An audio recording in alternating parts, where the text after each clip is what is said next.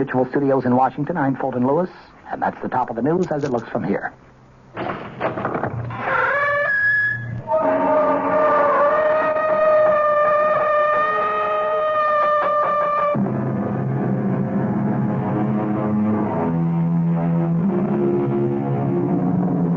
Come in. Welcome. I'm E.G. Marshall. Welcome to the sound of suspense, to the fear you can hear. I have an unusual story about a father and son. You know, it is said that love and hate are two sides of the same coin. If this is so, Phil, the son, never believed it.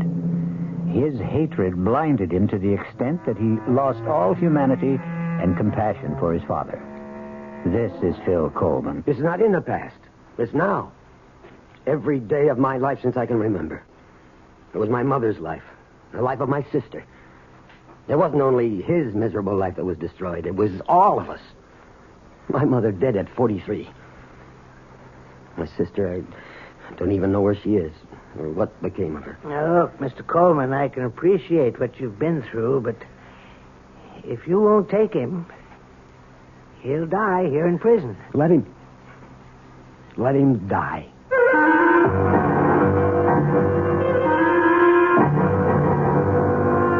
Our mystery drama, Accounts Receivable, was especially written for the Radio Mystery Theater by Sidney Sloan and stars William Prince. It is sponsored in part by Anheuser-Busch Incorporated, brewers of Budweiser, and by the Kellogg Company, makers of Kellogg's Special K cereal. I'll be back shortly with Act One.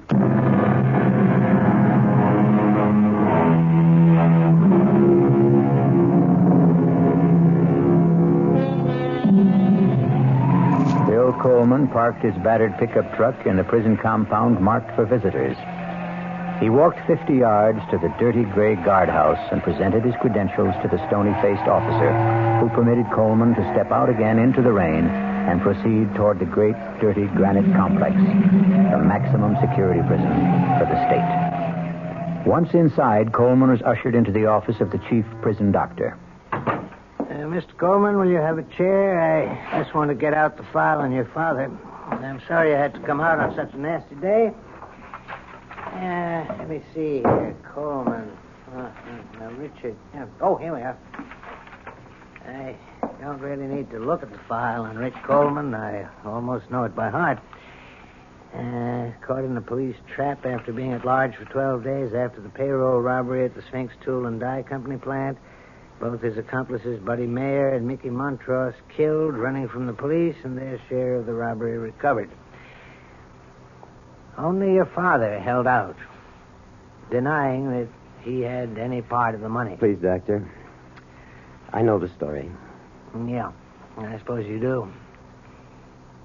Do you think he hid his share somewhere before the police got him? I don't know any more than you do.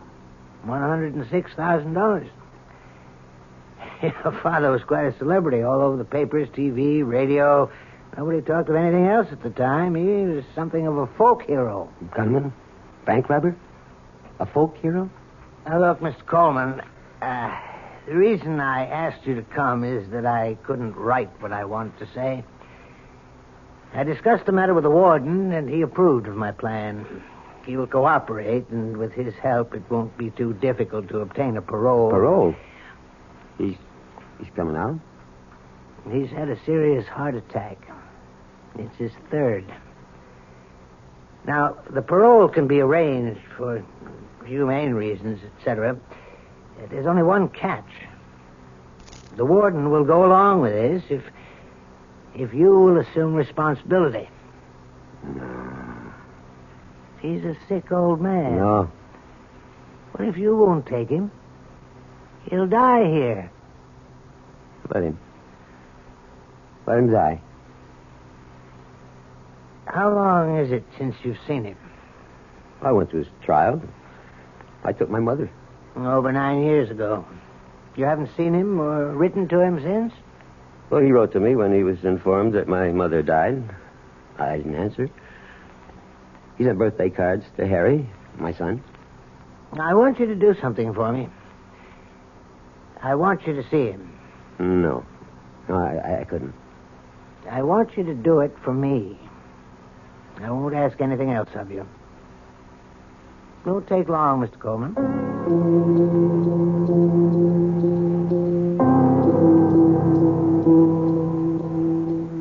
Rick? Think you can wake up a bit and talk? Oh, it's you, Doc. What do you want? I brought someone to see you, Rick. Hello? Rick? Who is it? It's your son, Rick. He's come to see you. Phil? You? Yeah? Yeah, Rick. How are you feeling? I feel fine. I've been a little under the weather. How's the kid? Oh, Harry's fine. He's going to school. Fine. Nina, how's she? I only saw her that one time at the trial. Oh, she's okay. She's getting on. Hey, Phil, I wonder if, when you get back, would you send me a picture of Harry? Oh, yeah. I guess so. I'd appreciate that. Well, sure. Sure, I'll send you pictures. Well, only, Phil, if you don't mind, I'd like to have my grandson send it.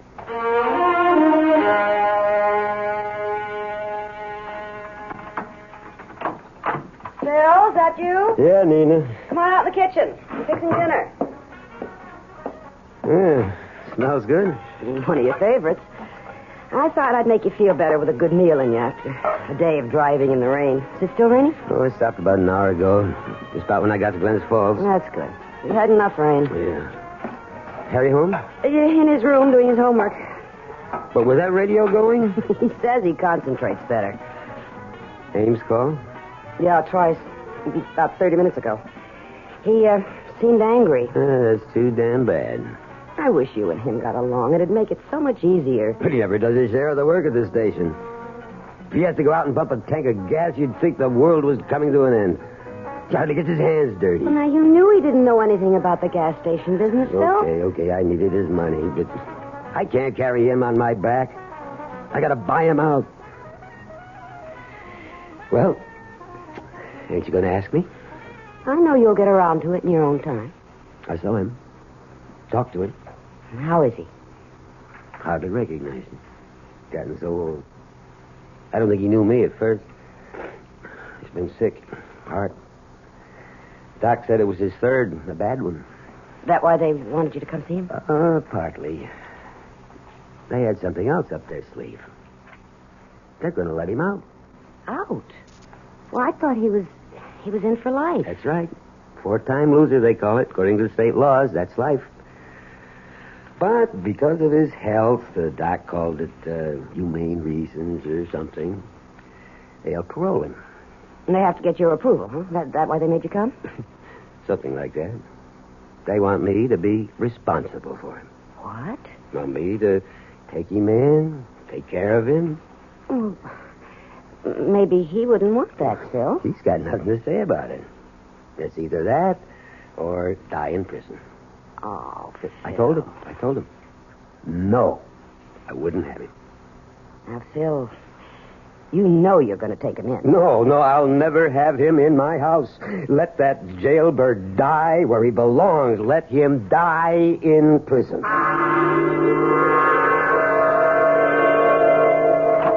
That is hot tip in the 7th. Sketch. Just a minute, Lou. Can't you see I'm busy, Coleman? Oh, anyway, so what happens? I plunge. I put 20 on his nose. Sketch, cut it short, will you? I want to talk to you. Lou, I'm sorry. I'll have to continue this later. Boy, have you got a nerve. Your damn telephone call's so important you can't wait on a customer. That punk, I knew he was there. Give me $2 worth. I'm trying to discourage customers like that. Looks like you're trying to discourage all of them. We're losing people every day to Ray Damon at People's Corner. Good. Why don't you buy me out and go join up with your buddy Ray? You make me very happy. I can't talk to you anymore without getting into a fight. I want out, Coleman. I want it quick. Buy my half of the business and run things your own crooked way. Crooked? What are you saying? I'm wise to you, Coleman. I've known about you for the last 3 years. What? I should have known it 4 years ago. I could have avoided all this. Avoided what, Ames? Okay, buddy, if you want it cold and clear like a weather report, your father's a jailbird. Go on. Why should I go on? You get what I mean. No, I don't. I'd like to have you spell it out. All nice and slow. You know the old saying, like father, like... You're the lowest scub I've ever known. To lay on me about what my father's done. I've never cheated you out of one lousy cent. I put up with you, split even with you for 4 years. You haven't done 5 cents worth of work. This does it. I want you to get up 15 grand by the end of the month and buy me out. I'm seeing Clark Wetley at the bank tomorrow morning. As for you, you don't have to come around here to use the phone in the men's room. You just stay home. I'll send you your cut. Now get out of my service station.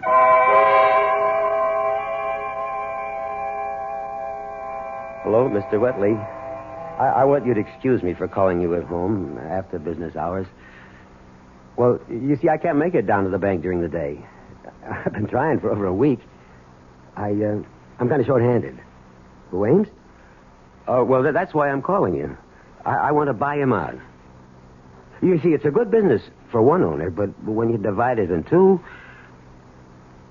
What I'm trying to say is I'm going to need a big loan from the bank. 15. Yeah, that's what he wants for his share. Well, he won't take less than that. Yeah, I know it's tough trying to do this over the phone. Maybe tomorrow morning. Oh, thanks. I appreciate that. Well, how'd he sound? Oh, I don't know. Well, that's a lot I'm asking for. Phil, suppose you can't get the money. What can Ames do? He called me on the phone at the station today. He says he's talking to his lawyer. And if I can't make it, he says he can force a sale of the property and a division of the proceeds. You know what that would amount to after we paid off the $5,000 loan to the bank and legal fees? Maybe $5,000-6,000 each. $5,000. Out of work. How long would it last? You know, I'm desperate. I never felt so boxed in my life. I got only 10 more days till the end of the month. Oh, darling, don't worry. We'll manage. I'll get that. Yes. Yes, this is the Coleman residence. Who's... Well, yes, he's home, but I don't know... Who is it, Nina? Pardon me a minute. Phil, it's that doctor. The doctor from the prison? What do I need this for? At this time. I know what he wants, and he knows how I feel. Tell him to... No, give me that phone. Look, Doctor, why can't you leave me alone? You know, I don't want him now or ever. That's final. Goodbye. I can remember wanting a father so much it had hurt. I'd cry at night in my bed and quiet so my mother wouldn't hear. I'd pray. Please, God, let me have him around for a week, huh? A whole day. An hour. That's when I really believed in a God. I swore that if I ever had a kid, I'd love him, take care of him. Clean and honest like his father. I've never taken a cent that didn't belong to me, Nina. I know that, dear, and I love you for it. You're a good man. That wasn't the first time the doctor has called, was it? No, he's called at least 5 times in the last few days. Call him. Tell him that the old man can come. Oh, Phil.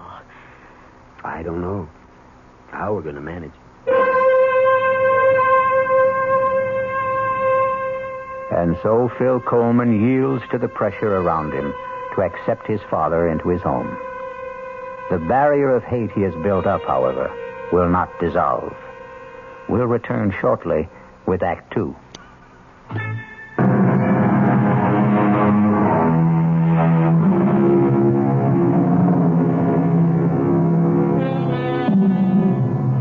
The first of the month has come, and Phil Coleman has not been able to raise the money to buy out his partner. Another event is taking place which brings him no joy. His father is coming today to become a permanent member of the household. It's them, Mom. They're here. It's Dad's pickup truck for Grandpa. Now, Harry, take it easy. You know how excited you get about things. Now, remember, he's an old man, and he's been very sick. I know. Mom, I'm really glad to see him. Go open the door. Dad's carrying the suitcase. Welcome, Grandpa. Here, let me take this suitcase. Dad, I'll show him to his room. Well, come in. Don't just stand in the door. Sure. Thanks. Let me take the suitcase. Huh? Oh, yeah, here. Follow me, Grandpa. I'll show you where you bunk. Harry, take it easy. Give him a chance to catch his breath. You want to sit down, Rick? Okay to sit, Phil? Sure. If you want anything, coffee or tea or anything. I ain't allowed to drink coffee. Oh. Well, if you're tired... No, I ain't. You can go to bed. Don't sit up to be polite. I ain't tired. Oh, Nina, I'm going down to the station. I got a little work to do. Well, Eddie called up at 7 when he closed up, Bill. What's the point of going there at this hour? Well, today's the first of the month. I said I'd pay my bills. Some people do, you know. Phil, your father just got here. I got bills to pay, Nina. How about a game of checkers, Grandpa? Homework, Harry? I did it this afternoon so I'd have a chance to spend some time with Grandpa. How about it, Grandpa? I'm going to show you how to play that game.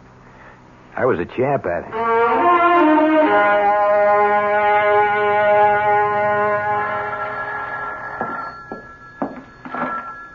Coleman service station. Oh, Mr. Wetley. Yeah, I called the bank earlier, but they said you was busy. Yeah. Well, it's getting kind of urgent. You see, I told Ames I'd be able to settle matters with him around the first of the month. It's the 11th already. He calls me every day. Mr. Wetley, I'm desperate. I gotta get that loan. What? Well, when can you let me know? Well, couldn't you make it sooner? Okay, Mr. Wetley. I know you're doing your best for me. Pardon me, Mr. Wetley. Someone wants gas. Please call me as soon as you know. Thanks. Goodbye. Coming. Oh, I'm sorry to keep you... This the way you do business, Coleman? You're going to run this joint into the ground in 3 months. Well, I'm sorry, but Eddie's out to lunch. Or something, Skitch. Mr. Ames to you, Coleman. Fill her up. Sure. Reason I dropped by, Coleman, my lawyer's drawing up papers to dissolve our partnership and... Well, I was just talking to the bank when you drove in. Good. When are you getting the cash? Soon. What does that mean? Either you're going to get it or you ain't. Don't try stalling me with soon. You said you'd have it before the end of last month. You know what the date is today? I'm doing my best. It ain't good enough. Hey, give me a little time. Now, you'll get your 15 grand. I'll give you another week. Thanks, Ames. You know why I think you're going to be able to come up with the money? Your old man is living with you now. What the hell are you driving at? Everybody knows he's got over 100,000 stashed away from that job he did about 10 years ago. You fat pig! I'll pull you out of that car. Oh, my God, you're choking me. Okay. Now get out of here.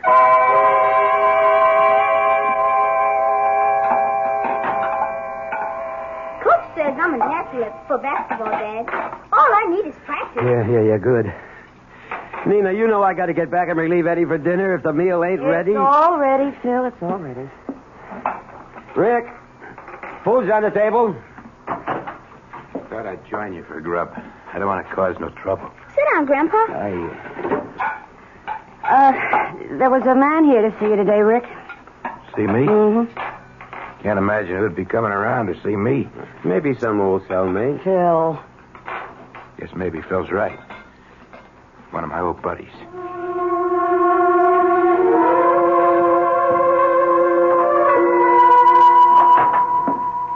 Yes, sir. What can I do for you? Mr. Coleman. Yeah. Sorry to bother you during business hours, but seemed like the best time to talk to you alone. Oh, my card. Herbert, McCauley, Crandler, Nepping. International Insurance. I'm an insurance detective. Let me explain. When a big job is pulled, maybe 100, 200 grand, even bigger, the insurance companies have to fork over the money to the people who have insurance to cover such things. The money that isn't recovered, that is. You get me? Yeah. But what you don't know is the insurance companies never give up. They'll follow a man right into his grave to get back the stolen cash. Take your father's case, for example. I don't want to go into it. I know all about it. It might be worth your while to talk to me. 10% of $106,000 is a lot of green. 106,000 was your father's cut of the heist. And that's the amount still missing from the Sphinx Tool and Die Company hold-up 10 years ago. But on trial, he said he never got his share, that his buddies cheated him. Ah, bunk. The jury didn't believe him then, and I don't believe him now. He's got it, but he'll never be able to spend a buck of it. We've been after him for 10 years already, and that ain't nothing. We kept after a guy for 20 years and finally got the money back. Happened before I got in the company. They caught the guy digging up a big glass bottle stuffed with moldy old bills. And here's the laugh. The bills were the big old size, printed before they changed over to the small ones. He couldn't have spent the money. It was out of date. Yeah, I'm a busy man, Mr. Yeah, Macaulay. I was over to your house yesterday to talk to Rick, but I figured it'd be better talking to you. Oh, so that was you. Look, I'm short-handed here. You're keeping me I guess you didn't hear what I said a moment ago. You could get 10% of 106 grand just for helping me get the money back from your father.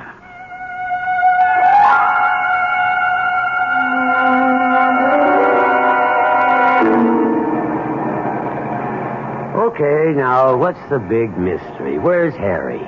Didn't go to church last Sunday either. No big mystery, Phil. He's out with the boys practicing basketball. So you have to practice today? It's the only time the basketball field or court or whatever they call it is available. So the little stinker thought he was going to get away with it, did he? Oh, now, don't be too hard on him. He's a good boy, and he works very hard at his schoolwork. Oh, I know. I used to go AWOL Sundays whenever I could as a kid, play basketball. Used to make my mother sore. Once she came right out to the lot where I was playing and grabbed my ear and walked me 3 blocks like that to school. No, I ain't mad at him, but I got to make a little fuss to show him my comics. Okay, Nina. Now, don't make a big thing out of it, huh? Think he's home yet? Well, he wouldn't be this early. Got your key? Well, the door isn't locked. Your father's home. Well, Harry, you're home. Hello, Mom. Hi, Dad. This is Mr. Kanaki, my gym teacher. Hello, How do Mr. you Coleman. do? I'm sorry to bother you, especially on a Sunday, but... Anything wrong? Well, Mr. Coleman, let me tell you that I know Harry's a good boy and an excellent student, and nothing is going to be done to spoil his record. Well, what are you driving at, Now, Mr. don't lose your temper, Phil? Mr. Coleman. It's just that Harry and 2 other boys have been playing basketball in the school gymnasium on Sundays. Well, what's so bad about that? Well, they had to break into the school to use the gym. And now, although they're all 14 and wouldn't be prosecuted for criminal action at that age, breaking and entering is a serious matter. Breaking and entering. And when we found the locks jimmied last week, we set a trap this Sunday. And what do you intend to do? Oh, well, frankly, we are not going to do anything. But we expect that the boys' parents will exert some sort of influence to keep this from recurring. You've talked to the other parents. Oh, yes, on the phone. 3 boys caught busting into the school. You call and tell the parents of the other 2 kids about it on the phone. But Harry's folks get a personal interview. Why? Well, you see, this is sort of difficult to explain, Mr. Coleman, but... Maybe I can help you. Wait, Phil. Harry, you go to your room. No, he better stay right here. Sit down, Harry. Now, Mr. Kanaki, I'll tell you why you came here to talk to me, personal-like. You know the name Coleman for a long time, don't you? Read about it in the papers? Well, really, it was your son who revealed that Rick Coleman was his grandfather. He turned in a theme last week to his English teacher, Mrs. Margolis, which rather shocked her. He used bad words? Oh, no, that wasn't it. He seemed proud of the accomplishments of his grandfather, extolled his talent, so to speak. Now, aren't you making a lot more out of this than is really there? Well, I told Mr. Gilchrist I didn't want to come here, but he insisted. It seems that he wanted to know about your father, Mr. Coleman. We understand that he's living with you. You think he's been a bad influence? Oh, I'm trying not to make any judgments, Mr. Coleman, but I expect you will. And now I think I've said enough. Please excuse me for spoiling your day. Goodbye. Keep your nose clean there, Harry. Bye, Mr. Kanaki. Go to your room, Mary. Yes, Dad. I got a lot of homework anyway. Well, what are you going to do, Phil? I don't know. But I'm going to start out with him. With Rick.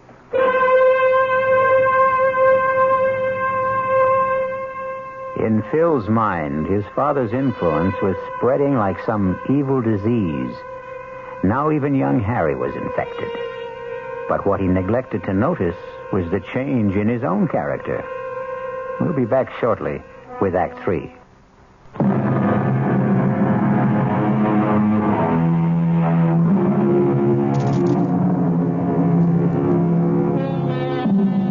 Despite Phil's resolve to speak to his father immediately, so many other matters converged on him that it was several days before he had time to get Rick alone for the soul-searching talk that he envisioned. Strangely enough, the conversation, when he finally got around to it, took an entirely different course. Come. Rick, you busy? Doing what? I've been expecting you for the last couple of days. Harry said you wanted to talk to me. Yeah, but I've been busy. I've got lots of troubles. I'm only one, huh? Well, you want I should pack up and... What are you talking about? Only place I gotta go is back to Stir. Now that the kid gets wrapped with a charge of breaking and entering. Figure this is it. Time for me to pack Well, up. why did you give him all the stuff on you? The story he wrote for his teacher about your life. He told me he was going to write it. He asked me for help. I told him don't do it. It'll get you in trouble. So he goes down to the library. And they let him see the old newspapers and microfilms. Oh, so that's how he got it. Ask him. No, I believe you. First time in your life, huh, Phil? What? That you believe me. Yeah, maybe. Rick, you know Macaulay, insurance detective? Him. That old troublemaker. First couple of years I was in Stir. He was practically my only visitor. Yeah, well, he came to see me with something on his mind. Don't tell me, I know. That old story, huh? That dough was supposed to be my cut. They want it. They're willing to pay me to help them get it. He offered you 10%, right? That's right. What'd you tell him? Listen, I got to explain something to you. You told him you'd go along. You'd get the money, didn't you? Look, Rick. You'll never be able to spend it. I'm desperate for cash. I need $15,000 to pay off my partner, to get him out of the business. I know. Harry gave me all the details. And if he forces a sale to dissolve the partnership, I'm done for. We both won't get what the place is worth. And I'll be out of work. What can I do? Look, the bank is holding back on lending me 15. But I could get 5. Give me the money, Rick. Oh, boy. That's a laugh. You've never done anything for me in my whole life. Now's your chance to pay me back for the kind of childhood and life I've had because of you. Hold on. I'd like to help you if I could, but I can't. Why not? Because you want to hog the whole $106,000 for yourself? You think that? Yeah, Macaulay does too. I haven't got the money. You know where it is? No. I said at the trial I didn't get my cut. They cheated me. Yeah, they said you were lying then. I told the truth. You're lying now. Okay. Suppose I'm lying. I'm not giving up that money because there ain't no money.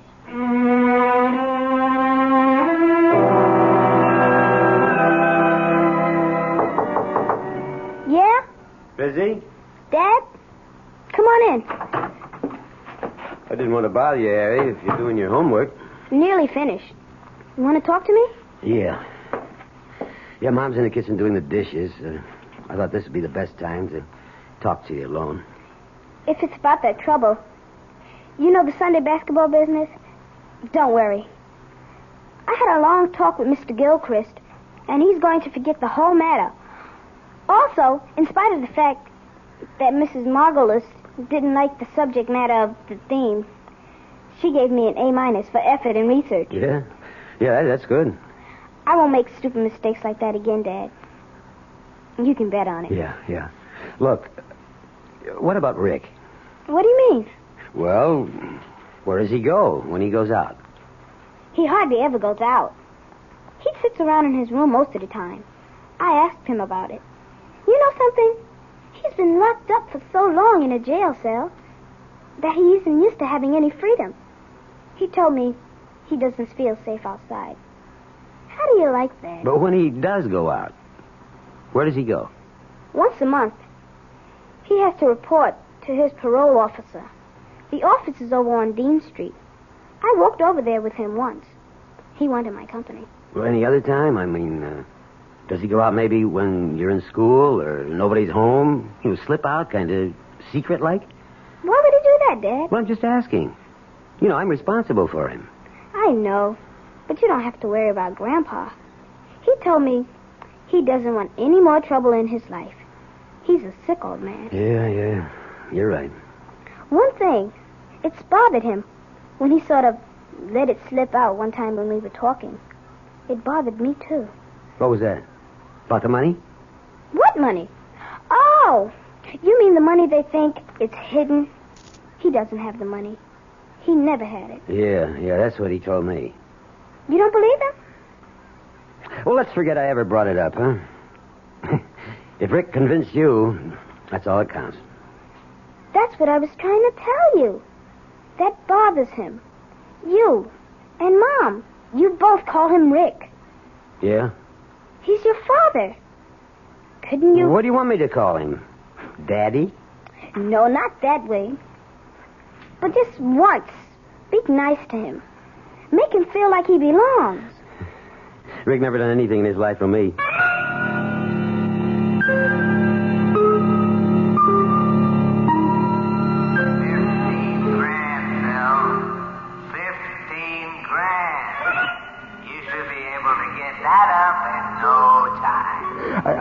I can't. The bank says I gotta get more collateral. Everyone knows he's got over 100,000 stashed away. I wouldn't touch that. I wouldn't touch... 10% of 106,000. I'll keep my mouth shut. 10%. That's fair. I wouldn't touch that dirty money. Take the money. All of it, Bill. It belongs to you.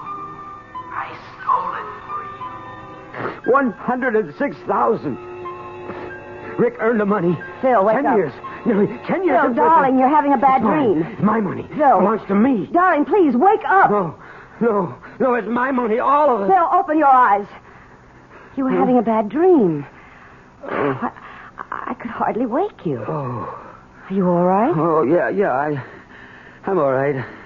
Do you want a glass of water or something? No, I'm okay now.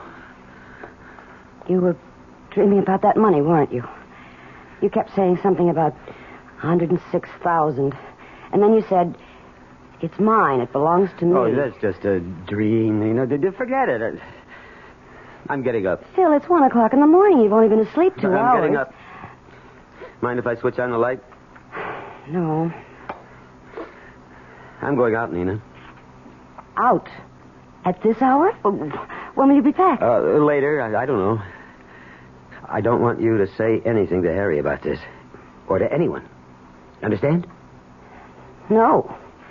But I won't say anything if you don't want me to. Well, I'd like to explain, but there's no time.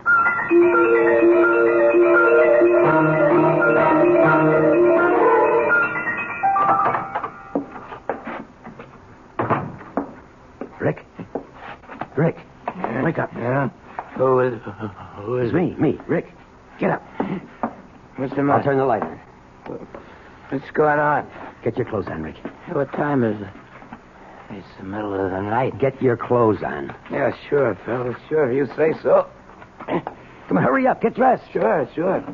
But I don't get it. But I do. What? What you owe me. Oh, you mean for room and board? Oh, sure. Look, Rick, I don't want to play games with you.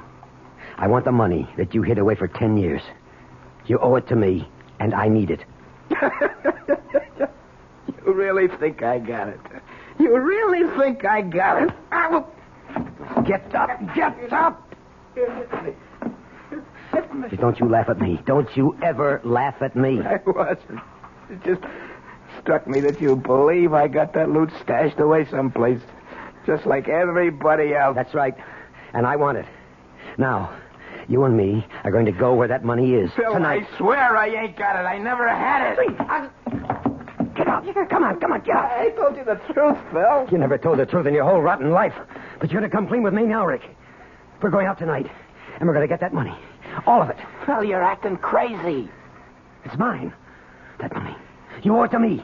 It's kind of like what they call accounts receivable. It can't work, Phil. It can't work. Why not? Because there ain't no money. There never was. I never got any cut. Rick, you all right? Yeah, just fine. Well? Okay, let's go. You win.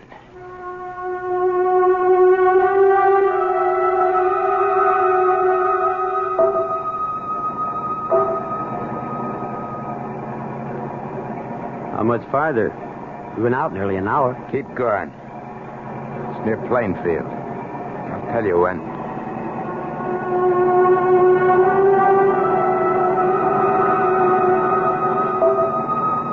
We're 5 miles past Plainfield. It's near here. I recognize it. I see it.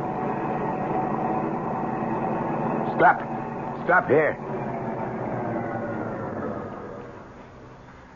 Okay. Now where? Here. See this here path? Up to the top of the hill. Wait till I get the shovels out. You feel all right? Sure. Let's go. It's not easy climbing up ahead. Keep going.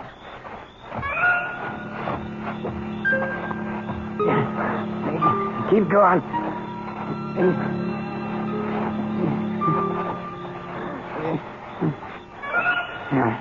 Here. This is it. Here, start digging.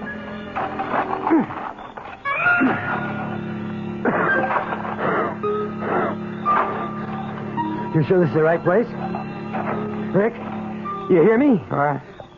You all right? I was asking you if you could have been mistaken about the spot. The spot where you hid the money. No mistake. No. Down over 3 feet now. Deeper. Okay. I'm getting pushed. Give me a shovel. I'll help. No. I'm okay. Give me a shovel. Give me. Sure. I don't know why you want to. You're too weak to do much. Here. Want to know why I want to dig? Why? So, sorry for what I done to you. Why you want to dig, I didn't Rick? give you nothing in your whole life. I'm really sorry for it. I was rotten to you. You know why I want to dig? No, why? Because I'm digging my own grave. Hey, Rick! Rick, what is it? Put me down. Put me down.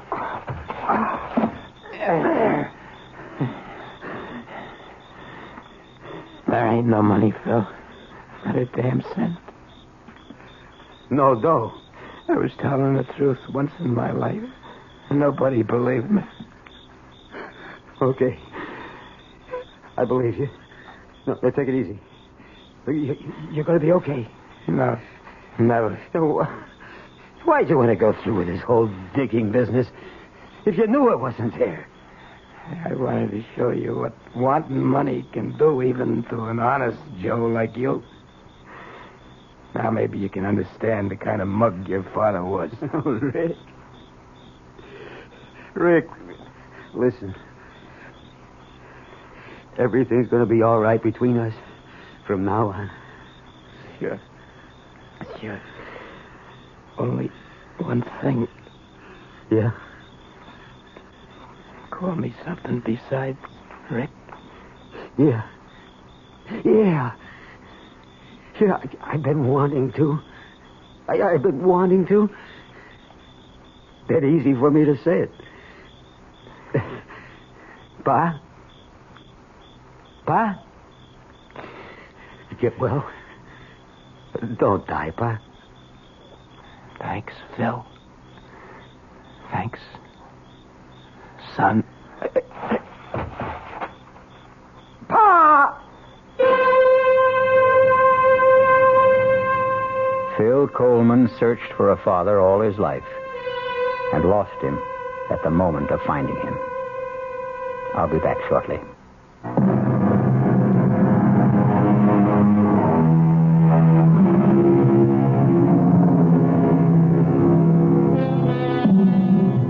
The other side of the coin was revealed to Phil too late. But in his heart was a new understanding of his father, of his son, and the meaning of love. Our cast included William Prince, Joseph Julian, Ralph Carter, Joan Lovejoy, Robert Dryden, and Ian Martin. The entire production was under the direction of Hyman Brown. Now, a preview of our next tale. I said, who are you? Tell me. Spencer. What are you doing here? Now, look, darling, if this is a... Oh, no. Oh, what am I doing here? If this is a joke, it's not in the best of taste. I'm afraid I don't know where I am. Or who you are. Where are you going? Home. This is your home, Spencer. Please, don't be alarmed, please. I hope I haven't frightened you. I'll leave this minute. You mean that after 23 years of marriage, you look at your wife one morning and you don't know who she is? This is E.G. Marshall inviting you to return to our Mystery Theater for another adventure in the macabre. Until next time, pleasant dreams.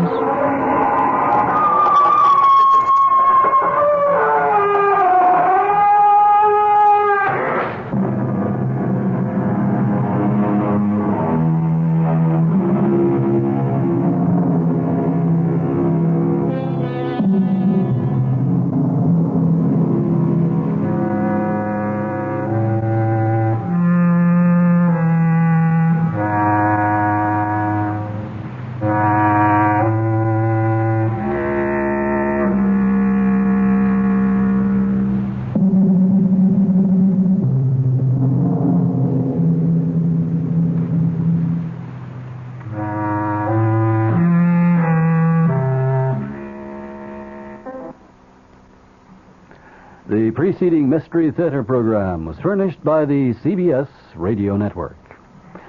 This is WOR New York, an RKO General Station, your station for news as it happens. Your dial is set for the latest international